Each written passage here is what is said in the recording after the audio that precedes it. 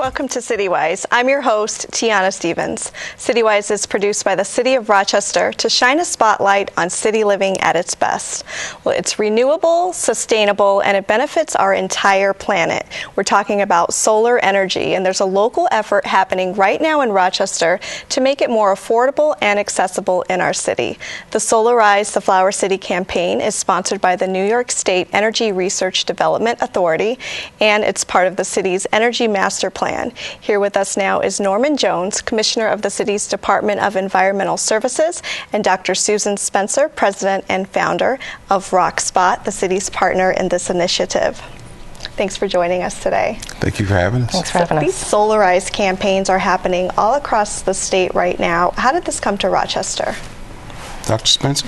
So the Solarize campaigns are an ideal for how solar can promulgate through a community when the community is involved. And ROC and the city recognize that these type of community-led, community-driven campaigns are a perfect fit for Rochester, and we work together to apply for the grant and have our very first Solarize Flower City campaign here. Now, this is a grant that was offered by the New York State Energy Research and Development Authority, along with New York State Power Authority, and it's part of our master plan. And ROC was the actual entity that we chose to be our partner. And it's been going good so far. A lot of interest in the program. What are the immediate goals? The primary goal of any Solarize program is education and awareness. The number one barrier to people getting solar is they don't know that it works here in Rochester. Number two barrier is they think they can't afford it. So our utmost goal is to break down those barriers through education and then get people free assessments and finally sign contracts so that they can get solar for their home. So what happens at an assessment? Do you have to have a certain type of house? What is the criteria?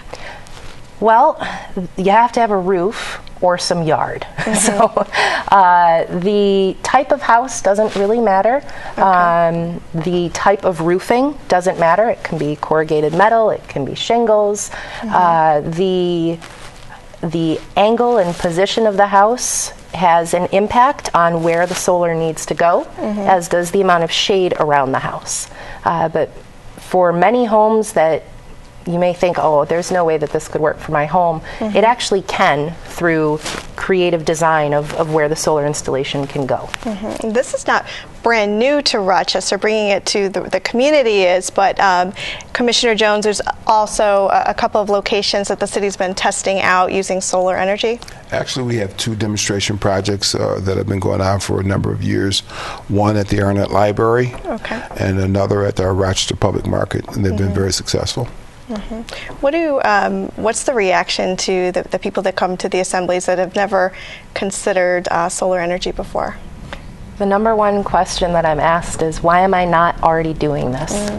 So again, once those barriers are removed and people know that it works and know they can afford it, it is really easy for them to move forward and to get it. And they're absolutely thrilled that it's here and that it's working. And it's unique. Most people, they have apprehension about things that they're about the unknown, but once they find out about it, how simple it is and what impacts that they have on the environment, how they can change the environment, they are very interested. Sure. Have you encountered any challenges so far? Well, I think there's always a challenge of spreading the news and spreading the awareness. So being able to work with the city and get the information out there that, hey, this is happening and it's happening now, that's really helped us overcome just getting people to know who we are and that we're doing this. So that partnership's been really invaluable. What do the savings look like for a typical residence? So the number one caveat is there's no typical residence, but that being said, a installation for a larger home in the city could be 6 kilowatts. So that would power 100% of that larger home's electricity, and off the shelf it may cost as much as $25,000. When you factor in the Solarize discount, the federal and state tax credits and the NYSERDA incentives, it's as low as $7,000, which gives you a return on investment of about 6 years. So that's 19 years of free electricity for your home. Why is this a good idea for Rochester? It lowers our greenhouse gas emissions. It provides us with a unique way of individuals having an impact on their future. And it provides us with some unique approaches to job creation. Okay. I saw the term energy poverty. What does that mean? So energy poverty is a way of analyzing the impact that your energy costs have on your life. So if your income is $15,000, and that is a common income here in the city of Rochester, you're going to be paying about 20% of your annual income to your energy bills.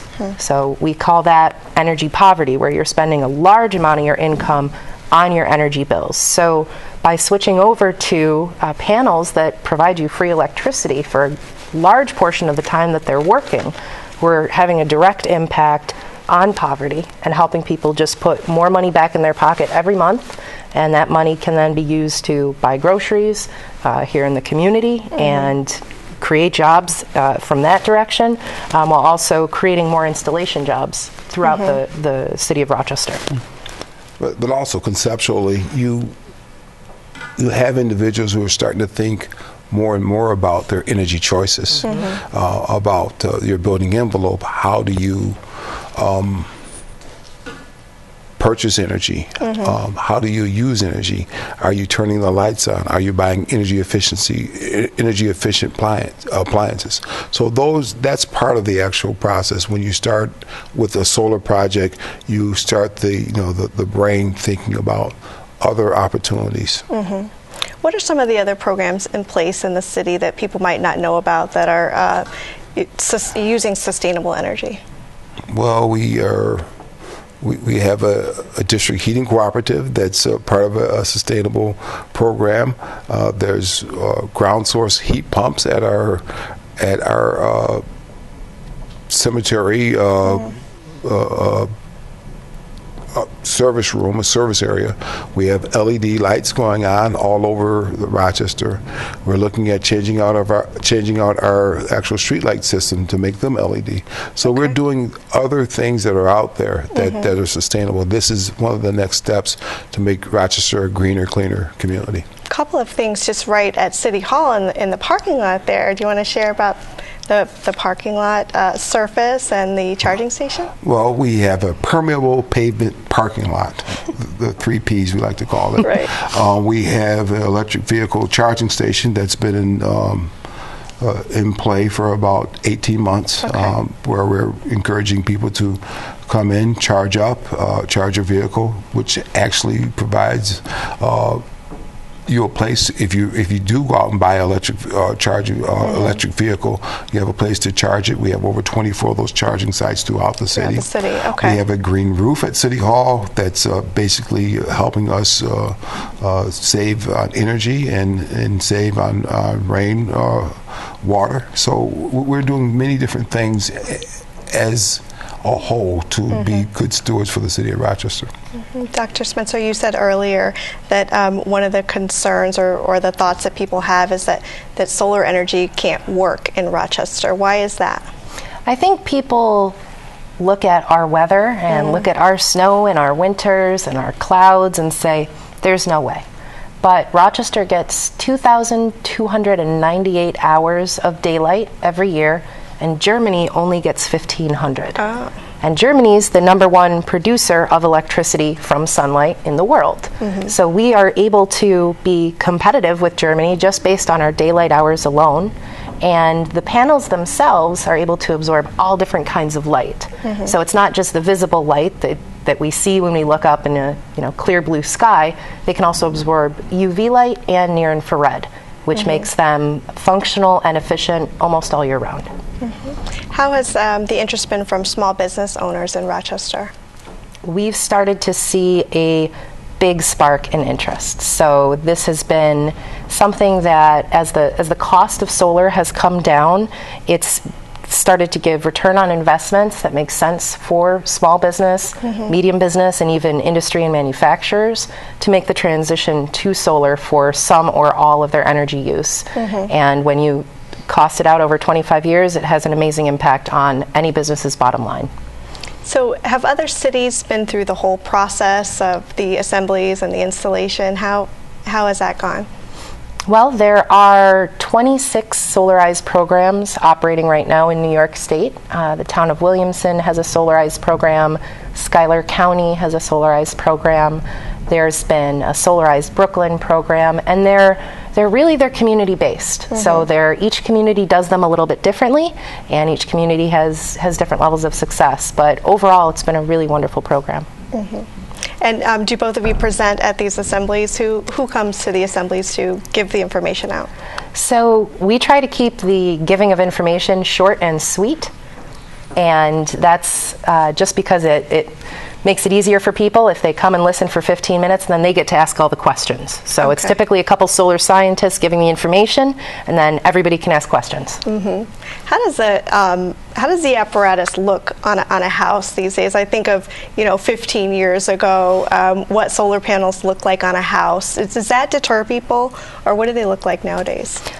I think they're beautiful, but I'm probably biased because I'm a solar scientist. But there's a wide variety of panels. There's the blue with aluminum borders. There's black on black panels that perfectly match your roof. We use those a lot in the East Ave Preservation District. And they can be designed to be as aesthetically pleasing as the owner of the house desires. So. You said you're a solar scientist. Yes. What's your background?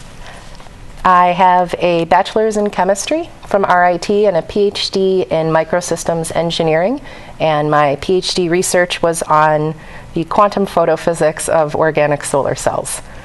So I'm a massive nerd. What do you think are some of the other environmental benefits besides the obvious things that people don't know of? From using solar technology? From solar energy. Yeah, so I think the number one, as Commissioner Jones said, was reducing your personal carbon footprint. The secondary benefit, which Commissioner Jones also talked about, when you own your energy source, you become very aware of how much energy you're using. So you get to change your house over to LEDs, or perhaps you don't leave the light on for as long when you're not in a room. And you can now have control over your energy bills, and that carries out to other things. So we become a more energy aware city and a more energy aware community when we do that. For the library and for the public market, are those visible things that people see? Do they ask you about that when they see the solar panels? You can see them, but they become so accustomed to them that there's not many questions that are asked about them. When we first put them up there were many questions, but now they're just part of the landscape. You do get excited about when you see these solar farms like at Bosch and Lam, and what we are planning to do with our photovoltaic farm at 1655 Emerson Street, which is going to be on 10 acres and 2 megawatts. That's going to be exciting. People are going to really take a look at that. So we're moving not just on a household basis, but on a large-scale basis to do a large-scale system that's going to be able to basically provide enough power for 300 homes, or our city hall, or our public safety building. Now, if people can't make it out to one of the assemblies, the information session, how else can they find information and get educated? They can visit our website, solarizeflowercity.com, and that's flowers that bloom, not flour that we cook with. And there's all of the information about upcoming assemblies as well as webinars that they can attend. And they can sign up right there on the website for their free assessment. Okay. And are the assemblies themselves free? Do you need to pre-register for those? You're welcome to pre-register on our website, but they are completely free, open to everybody in the city, and we want as many people as possible to come on out. Okay, and so this effort is starting in the city's southeast neighborhoods. What's going to happen next? What's the big vision for Solarize the Flower City? I think for ROC Spot, we view this as a campaign that will be citywide. It is paramount for us that everyone in the city has access to both the knowledge, the information, the financing, and the technology. So we're going to be going from quadrant to quadrant and then probably coming back and doing it all over again. Throughout the year. And it's important that we have an entity such as ROC Spot because the information that's coming out is something that we support, it's substantiated, and it's good science and it's good business. So the city supports ROC Spot, and there's other entities out there that are selling solar right now that we really haven't vetted, but this is an organization that's been vetted and that we're very pleased with the results so far. Do you have a goal in terms of numbers as far as how many homes you'd like to see in each quadrant of the city or businesses? Well, ROC Spot's goal is to help Rochester reach 100% solar capacity by 2025. Okay. So if we were to break that down quadrant by quadrant, I'd say all 93,000 homes. Wow. And there's certain goals that we've established as a city for greenhouse gas emissions, where we are looking at certain reductions at certain milestones. We're looking at probably a 15% reduction by the year 2025 in greenhouse gas emissions. Now, Dr. Spencer, I know your expertise is solar energy, but what other ways do you recommend that people can reduce their carbon footprint? I think that there are some very simple and easy ways to reduce a carbon footprint. Instead of using plastic water bottles, have a permanent water bottle that you carry with you. Have a coffee canister that you carry with you. When you're in your home, switch over to more energy efficient lighting. There's energy efficiency audits that NYSERDA offers that are free or low cost, so that you can really minimize energy waste in your home. But the minimization of carbon footprint, it's every step counts. So all of them matter. Public transportation, recycle as much as you can. The cities, we're in the process of doing a pilot program on single stream recycling. Right. We're getting ready to hopefully move that citywide, participate in those programs.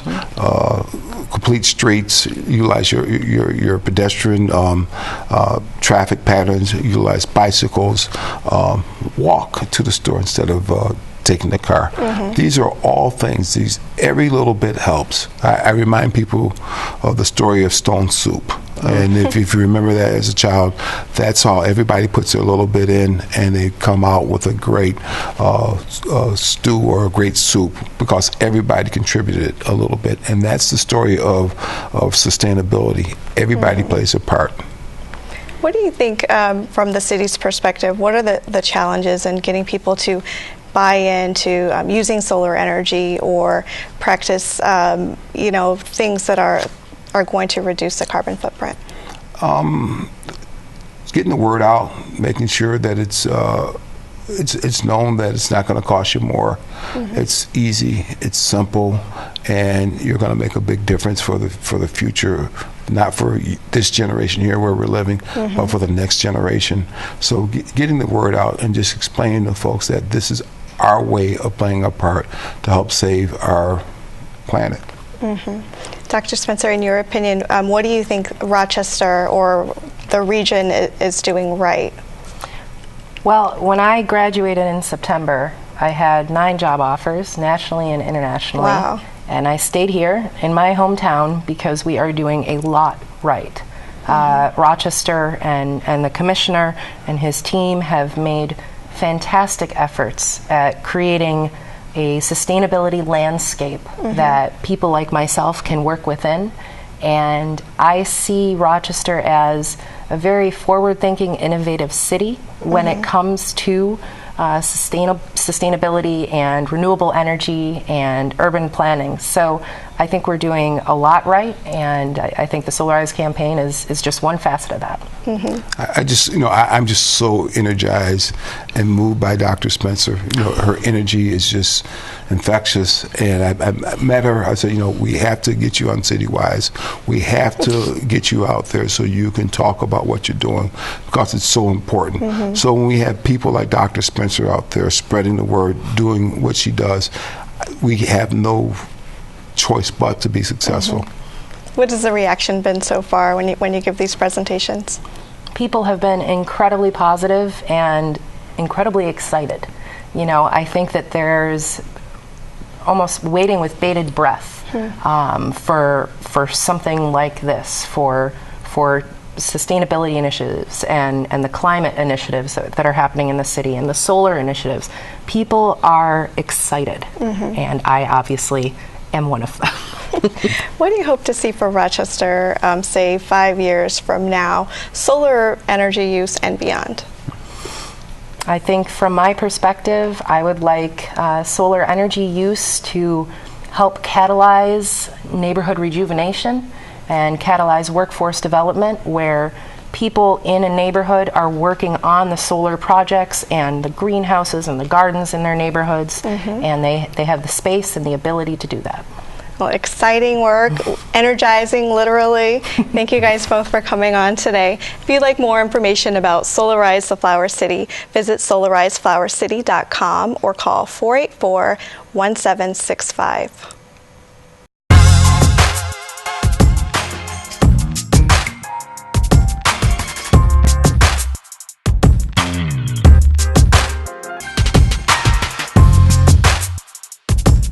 Happening now in your city, its gardens are filling up vacant lots in the city's Josana neighborhood, remediating and improving soil quality through sustainable gardening techniques.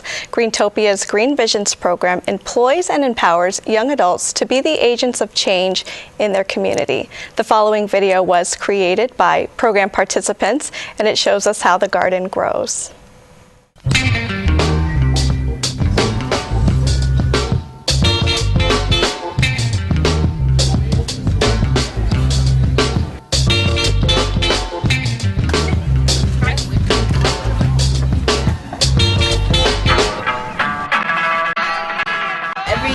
Friday morning, we usually cut all the flowers. We cut them from, it's like a little section when you cut them at. And when you cut it, more than one plant don't grow back.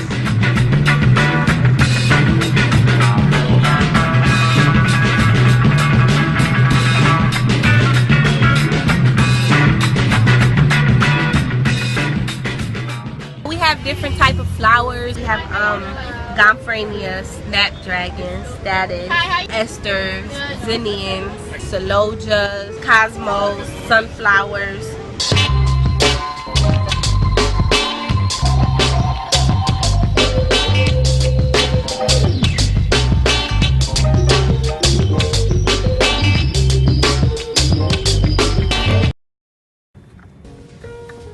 Put them in buckets full of water.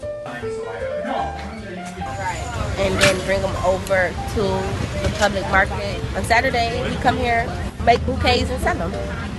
People can place their own personal orders. We do weddings, parties. You can call us, contact us, come near. Anything you would like, we can get it done.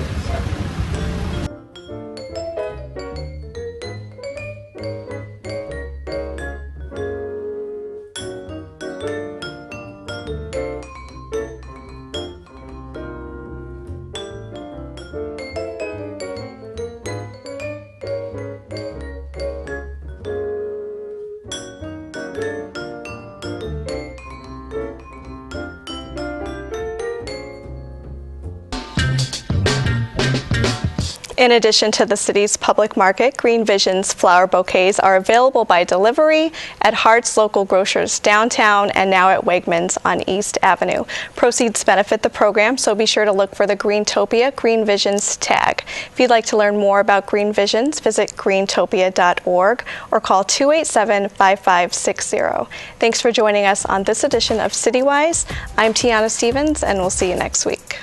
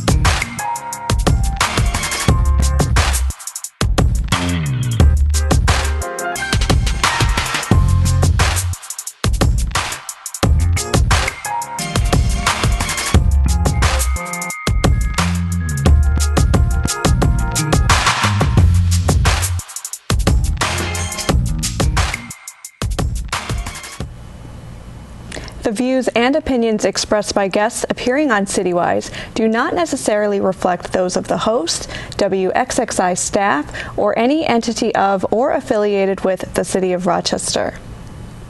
If you have questions, comments, or program suggestions, contact CityWise at 311 or 428-1201 or send us an email at citywise@cityofrochester.gov.